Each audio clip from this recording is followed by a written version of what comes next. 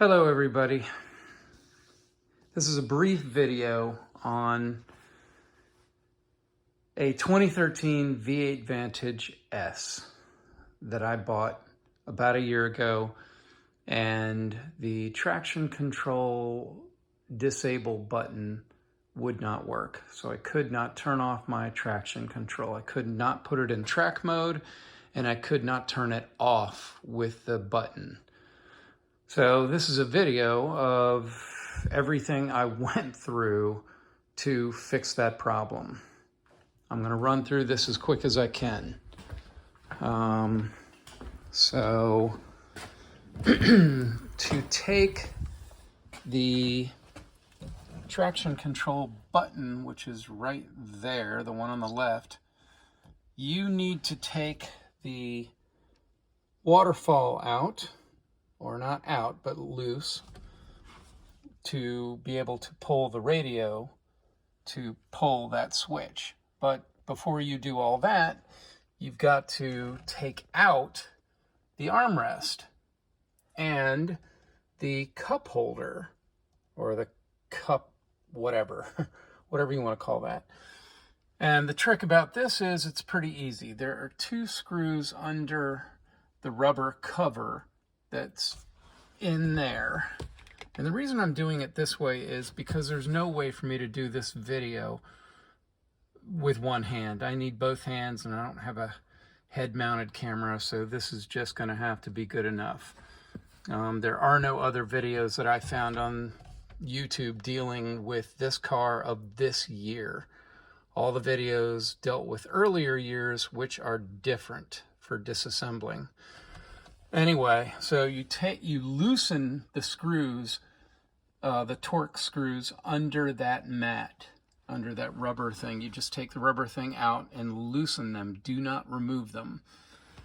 And then you go, and this is a leather covered cover that covers the screws. And what you have to do is you have to slide a plastic trim tool between this and the edge of the little cover under here. So you have to kind of slip it in, pull it back, and put the tool between this and that, and just kind of bring it forward and lift it out.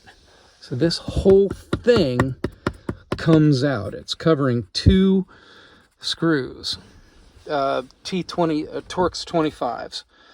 So out, loosen, and this entire assembly comes out. And of course, I'm forgetting you have to remove this bracket, which is the shelf, holder. This is what the shelf rests on. So this has to come out. Then this. Then this. Two screws. When this gets moved out of the way, it exposes two screws under here. You loosen them, lift this up, and slide it back. And the wiring underneath for the door locks and the trunk release are very easy to just, pop free. And then you have to take the underside plugs for the cigarette lighter out also. And then this thing will come free, and you can move it out of the way. Then that leaves you with the two lower screws for the radio, which are under this. And that lets you pull this whole assembly out. To get these buttons out, there are two metal clips, basically, and you basically squeeze them together. Actually, in that orientation, they're right oriented like this, and if you squeeze them together very, very forcefully, this button will come out. It'll pop out, and you can take it out, disconnect the wiring. Now this button, I do not know why. I found out when I disassembled the button, somebody had put electrical tape underneath the two contacts when you push the button. So that was preventing the pushing action from doing anything because the tape was blocking the electrical contacts. I don't know why somebody would do that, but somebody did.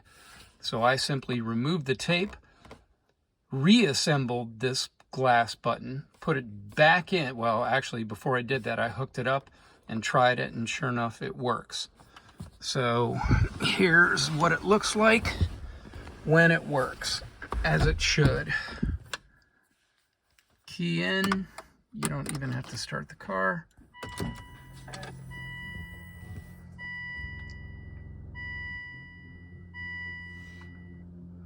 Get rid of all these messages. And so you hold for 4 seconds. And you get track mode. Hold it for 4 seconds again.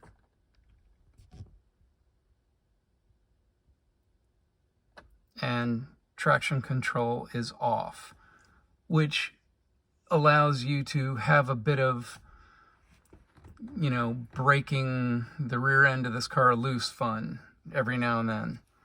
So that is how you deal with this problem in this car.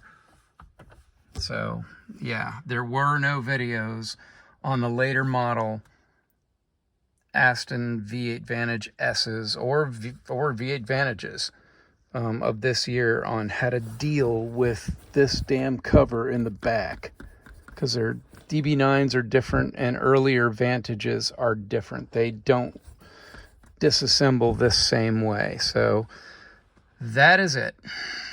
Have a good one.